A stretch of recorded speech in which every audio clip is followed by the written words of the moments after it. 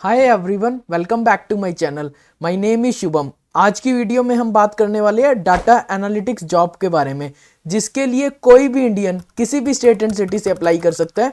Man and women दोनों apply कर सकते हैं। फ्रेशर एंड एक्सपीरियंस कैंडिडेट दोनों अप्लाई कर सकते हैं। आपने अपना ग्रेजुएशन चाहे किसी भी स्ट्रीम में किया हो या किसी भी ईयर में किया हो, आप अप्लाई कर सकते हो। पोस्ट ग्रेजुएट भी इस जॉब के लिए अप्लाई कर सकते हैं। मैं अपनी वीडियो के स्टार्टिंग में एलिजिबिलिटी क्राइटेरिया इसलिए शेयर करता हूँ ताकि आप लोगों का टाइम वेस्ट ना हो। अगर आप एलिजिबल नहीं है तो आप वीडियो को स्किप कर सकते हैं। मैं वीडियो को बहुत short and to the point रखूंगा एंड आपको लिंक प्रोवाइड करूंगा। जब आप उस लिंक पर क्लिक करेंगे तो आप एक ऑफिशियल पेज पर लैंड करेंगे, ताकि आपको विश्वास होए आप किसी थर्ड पार्टी के थ्रू अप्लाई नहीं कर रहे। जिस कंपनी ने ये जॉब पोस्टिंग निकाली है वो है जेपी मॉर्गन। तो सबसे पहले मैं आपको ये बता दूं, ये वीडियो जेपी मॉर्गन ये किसी भी ब्रांड के थ्रू स्पॉन्सर नहीं है। ये इन्फॉर्मेशन मैं आपको इसलिए दे रहा हूँ ताकि आप लोग अप्लाई कर सके। इसमें मेरा कोई बेनिफिट नहीं है।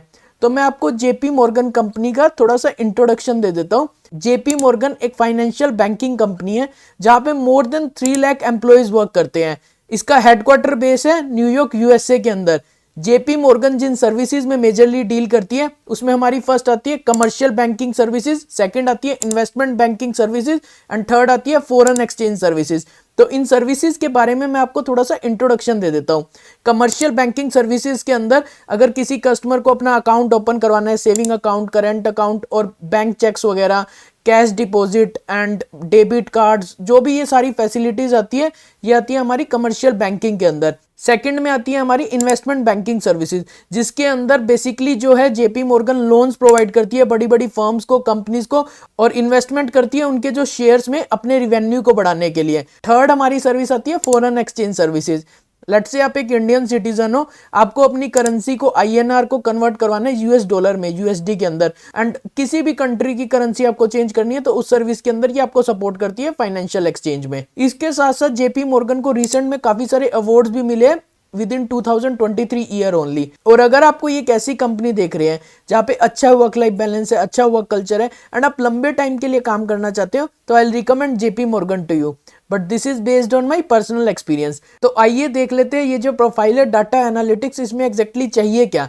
तो इसके अंदर जो जेपी मॉर्गन बैंक है उसके जो कस्टमर्स है तो उनके डाटा को आपको बेसिकली मैनेज करना है। आपको देखना है कि एक पर्टिकुलर ईयर में किस रीजन में उनकी इन्वेस्टमेंट कहाँ पे कितनी रही है और किस वजह से उनकी इन्वेस्टमेंट कम हुई है। तो इसके लिए आपको डाटा एक्सट्रैक्शन आना चाहिए, लाइक आपको एक सीक्वल लैंग्वेज पे वर्क करना आना चाहिए। साथ के साथ अगर आपको पाइथन की नॉलेज है और आपको मशीन लर्निंग की नॉलेज है, जिससे आप एक जनरेटिव ट्रेंड को फ्यूचर प्रेडिक्टिव एनालिसिस में हेल्प कर सकते हो। आप किसी भी कंपनी के लिए अप्लाई कर रहे हैं, किसी भी जॉब अपॉर्चुनिटी के लिए अप्लाई कर रहे हैं, आपको कंपनी के बैकग्राउंड के बारे में, उस जॉब रिक्वायरमेंट, स्किल सेट के बारे में अच्छे से पता होना चाहिए, क्योंकि कोई भी कंपनी ऑब्वियसली उन कैंडिडेट्स को ज्यादा प्रेफर करती है जिसे कंपनी के बारे में थोड़ा पता है as in comparison to other candidate. तो आइए देख लेते हैं क्या स्किल सेट चाहिए इस प्रोफाइल के लिए। तो जो स्किल सेट चाहिए डाटा एनालिटिक्स जॉब के लिए, आपको बेसिक अंडरस्टैंडिंग होनी चाहिए डाटा एनालिटिक्स की, और जो भी जिस भी ट्रिक से अब हम डाटा को एक्सट्रैक्ट करते हैं कस्टमर के वेयर हाउस से एंड उस पर मैनिपुलेशन करते हैं, रिपोर्टिंग्स प्रिपेयर करते हैं, तो उस चीज़ों की आपको एक बेसिक अंडरस्टैंडिंग होनी चाहिए। साथ में ही आप बिजनेस के साथ जो भी प्रोसेस है उसको अंडरस्टैंड करोगे, जो भी डाटा एक्सट्रैक्शन आपको करना है, एंड इसके साथ आप बिजनेस और स्टेक होल्डर के साथ ईजिली कम्युनिकेट कर सको एंड उन्हें जो भी रिपोर्ट्स आप प्रिपेयर करोगे उसे समझा सको एंड बिजनेस को एक इंसाइट दो जो भी रिपोर्ट्स आपने जनरेट करी है डाटा को एक्सट्रैक्ट करके, जिससे जो कस्टमर के रिवेन्यू पे इफेक्ट है। एंड साथ में ही आप सीनियर जो आपके स्टेक होल्डर्स है, जो बिजनेस है, आप उसको इंप्रूवमेंट सजेस्ट कर सकते हैं जो एग्जिस्टिंग प्रोसेस चल रहे हैं।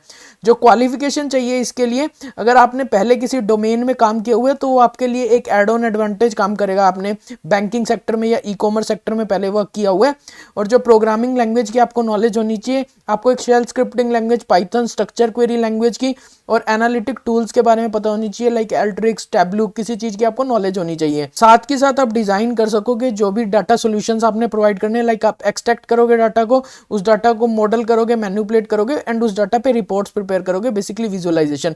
अगर मैं आपको लेमन टर्म में समझाऊं तो कस्टमर के डाटा को आपको एक्सट्रैक्ट करना है, जो भी वो फाइल सोर्स प्रोवाइड करेगा, लेट से एक्सेल में डाटा प्रोवाइड किया या CSV फाइल में, उसको एक्सट्रैक्ट करके उस पर मैनिपुलेशन करनी है, चेंजेस करनी है उस डाटा पे एंड उसको रिपोर्ट्स में प्रिपेयर करना है, जिससे एक प्रिडिक्टिव एनालिसिस का पता चल जाए कि फ्यूचर में आने वाले ट्रेंड में उस डाटा में ग्रोथ रहेगी या डिके रहेगी। तो यही जो है बेसिकली इस पर्टिकुलर रोल की मेन की फैक्टर रहेगा।